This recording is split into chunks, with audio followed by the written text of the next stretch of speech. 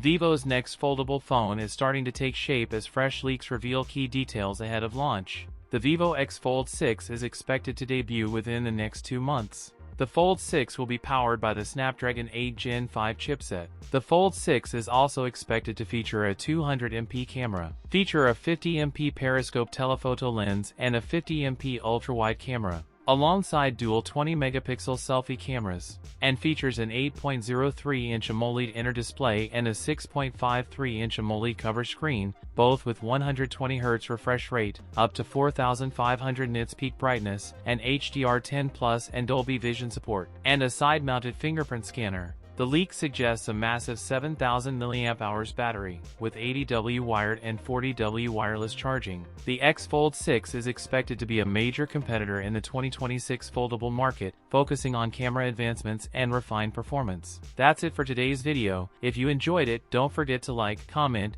and subscribe for more content. Thanks for watching, and I'll see you in the next one.